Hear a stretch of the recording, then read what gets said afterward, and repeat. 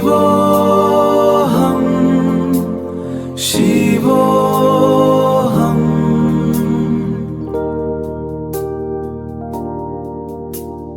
नान्यत् अस्ति किञ्चन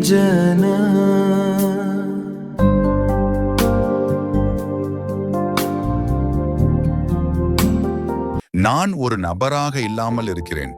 இங்கு நான் என்பது ஒரு நபராகவோ அல்லது வேறு எந்த நபராகவோ இல்லாமல் இருக்கும் கடவுள், குரு அல்லது ஆன்மாவை குறிக்கிறது.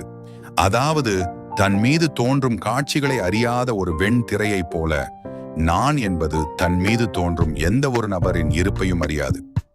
ஆழ்ந்த நித்திரையில் எந்த ஒரு தனிநபர்களின் இருப்பும் உணரப்படாமல் நான் என்பது மட்டும் எவ்வாறு விளங்கிக் கொண்டிருக்கின்றதோ அவ்வாறே விழிப்பு நிலையிலேயும் கடவுள், குரு அல்லது ஆன்மாவாக விளங்கிக் கொண்டிருக்கும் நான் என்பது எந்த ஒரு தனி நபராகவும் இல்லாமலேயே இருந்து கொண்டிருந்தாலும் மேகக்கூட்டங்கள் சேர்ந்து சூரியனை மறைப்பது போல் ஒவ்வொரு தனி நபர்களின் இல்லாத தன்மை கொண்ட மாயை ஆகிய தனித்தனி இருப்புகள் இந்த நான் என்பதை மறைத்து கொண்டிருக்கிறது.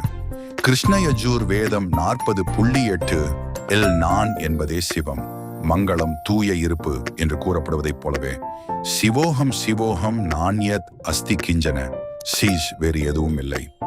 எந்த ஒரு தனிநபர் தன் மீது விழுந்த மாயமறைப்பை நீக்கி ஒரு நபராக இல்லாமல் இருக்கும் திறன் கொண்டவரோ அத்தகையவரே நான் என்னும் சிவத்துடன் ஐக்கியமாகி ஒன்றாக முடியும். ஹஸ்ரத் ரூமி கூறுகிறார், ஒரு நபரிடத்தில் எவ்வித யதார்த்தமும் இல்லை, மாறாக நான் கடவுளாகவே இருக்கிறேன். கடவுள் மட்டுமே உள்ளார் என்று நீங்கள் உள்ளன்போடு உரைக்கும் போது பாதையற்ற பாதை திறந்து கொள்கிறது. ரீ குருபியோ நமஹ.